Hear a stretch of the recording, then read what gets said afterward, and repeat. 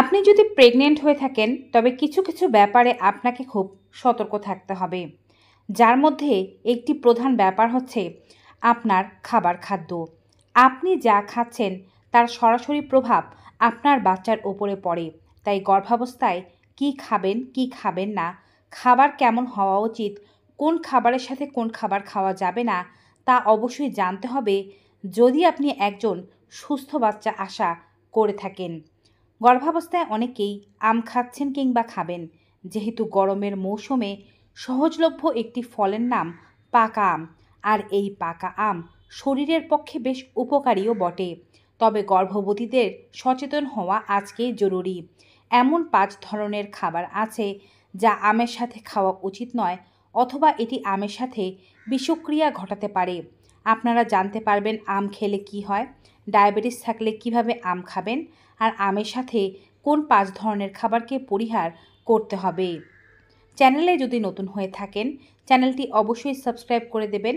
Facebook page থেকে আমাদের video দেখে থাকলে পেজটি ফলো করতে ভুলবেন না। চলুন শুরু করা যাক।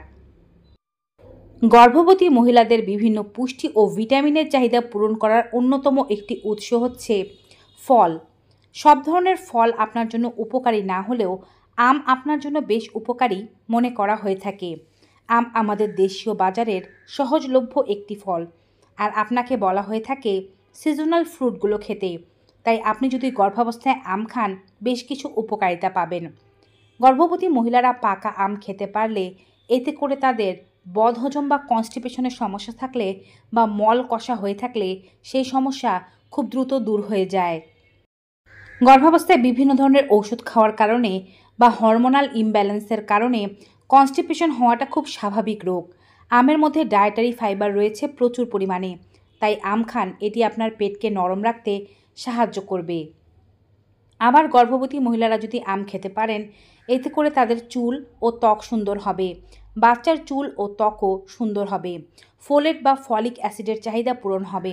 আমের মধ্যে লুটেন, জিয়ান্থিন ও ভিটামিন এ রয়েছে, যা আপনার ও বাচ্চার চোখের স্বাস্থ্যের জন্য খুবই ভালো।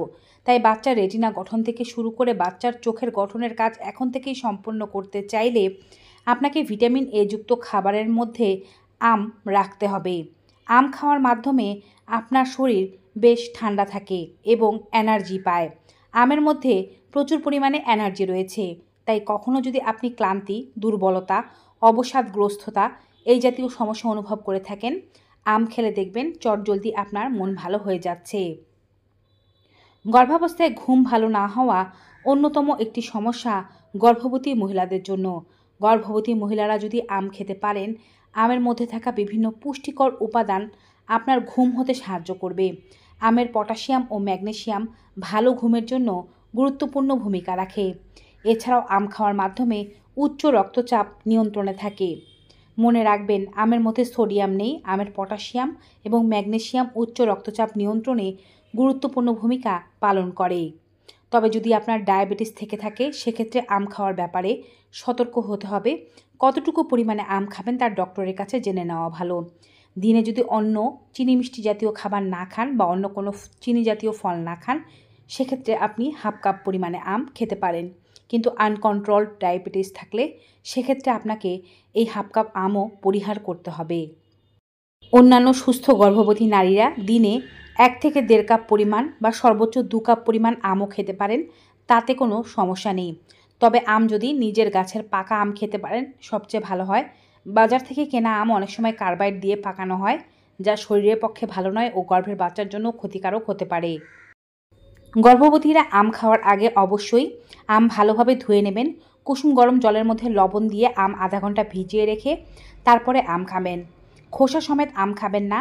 আম যতটা সম্ভব খোসা থেকে দূর থেকে ছাড়াবেন, এতে করে ক্ষতির প্রভাব কম হবে। এছাড়াও আমের যে বোটার অংশটি আছে, যেখানে কষ থাকে, সেই জায়গাটি বেশি করে ফেলে দেবেন, কারণ এটি শরীরের পক্ষে ক্ষতিকারক। আম দিনের বেলা খাওয়ার চেষ্টা করুন, তবে আম রাতের বেলা খেলে ঘুম ভালো হবে। ভাতের সাথে আম বা দুধ মুড়ি দিয়ে আম খেতে পারেন, তবে রাতের বেলা দুধ মুড়ি দিয়ে আম খেলে অনেকের গ্যাস্ট্রিক অ্যাসিডিটির সমস্যা বাড়তে পারে। যদি কারো এমন হয় তারা চেষ্টা করবেন দিনের বেলায় আম খেতে। আম খেলে ওজন বাড়ে, তাই আপনি যদি অতিরিক্ত মোটা হয়ে থাকেন আমের পরিমাণ কমিয়ে খাবেন। আমের মধ্যে carotene, calcium, vitamin B, vitamin C, খনিজ লবণ এছাড়াও আয়রন রয়েছে, যা রক্ত স্বল্পতা দূর করতেও সাহায্য করে থাকে। এবারে বলছি আমের সঙ্গে কোন 5 ধরনের খাবার আপনাদেরকে পরিহার করতে হবে। ছোটোবেলা থেকে আপনারা শুনেছেন আম ও জল বা ফল ও জল একই সাথে খাওয়া উচিত নয়। বিশেষ করে গর্ভাবস্থায় ডাইজেশন সিস্টেম বেশ দুর্বল হয়ে থাকে। এ সময় গর্ভবতী বোনেরা উল্টাপাল্টা খাবার খেলে পেট ভালো হওয়ার জায়গায় পেট আরও খারাপ হয়ে যেতে পারে বা পেটে উত্তপ্ততা সৃষ্টি হতে পারে। তাই আম খাওয়ার পরে জল খেতে হলে 30 থেকে 40 মিনিট অপেক্ষা করে খাবেন। এতে করে আপনাদের আমটাও ভালোভাবে ডাইজেস্ট হবে এবং জলের কোনো ক্ষতিকারক প্রভাবও শরীরে পড়বে না। আম ও জল একই সাথে খেলে আপনার পেট খারাপ, ডায়রিয়া কিংবা গ্যাস্ট্রিক অ্যাসিডিটি ও বদহজমের সমস্যা, পেট ব্যথার সমস্যা, খাবার হজম না হওয়া ইত্যাদি সমস্যা দ্রুত বাড়তে পারে। আমের সাথে দই দিয়ে কখনোই খাবেন না। অনেকেই আমের সাথে দুধ দিয়ে স্মুদি তৈরি করে খান, সেটি খাওয়া যেতে পারে। দুধ ফার্মেন্টেড উপায়ে থাকে না, কিন্তু দই যখন হয় এটি ফার্মেন্টেড করা হয়, এর মধ্যে গুড ব্যাকটেরিয়া থাকে। আম ও দই একসাথে খেলে দুটি ভিন্ন ধর্মী খাবার হওয়ার কারণে পেটের ভেতরে গিয়ে গণ্ডগোল বা বিভিন্ন ধরনের সমস্যার সৃষ্টি করে। বিশেষ করে এটি গর্ভবতীদের অ্যালার্জির জন্য দায়ী হতে পারে। হঠাৎ করে শরীরে অ্যালার্জি, ফুসকুড়ি, চুলকানি দেখা দিতে পারে। এছাড়াও হজমের সমস্যা সহ পাকস্থলীতে বিষক্রিয়া ঘটাতে পারে আম ও দই। আমের সাথে করলা খাওয়া যাবে না। যেদিন আম খাবেন সেদিন করলার তরকারি পাতে না রাখাই ভালো। যদি খেতে হয় 3-4 ঘন্টার বিরতি দিতে খান। যদি আম ও করলা একই সাথে খান, বমি হয়ে যাওয়া, হঠাৎ করে শ্বাসকষ্টের সমস্যা ইত্যাদি শুরু হয়ে যেতে পারে।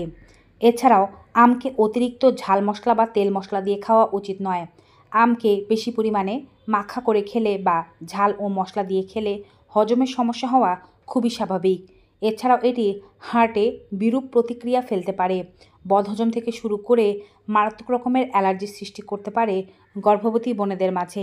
তাই সতর্ক হওয়া আজকে থেকেই জরুরি। আম খাওয়ার পরে কোনো প্রকারের ক্যাফেইনযুক্ত খাবার, কোমল পানীয়, অতিরিক্ত চিনিযুক্ত খাবার খেতে যাবেন না। আম খাওয়ার পরে কোল্ড ড্রিঙ্কস জাতীয় চিনিযুক্ত খাবার খেলে রক্তে সুগারের মাত্রা বহু পরিমাণে বেড়ে যেতে পারে। আপনি যদি প্রি ডায়াবেটিক হয়ে থাকেন বা ডায়াবেটিক অবস্থায় থেকে থাকেন, এটি তো আপনার জন্য মারাত্মক বিপজ্জনক।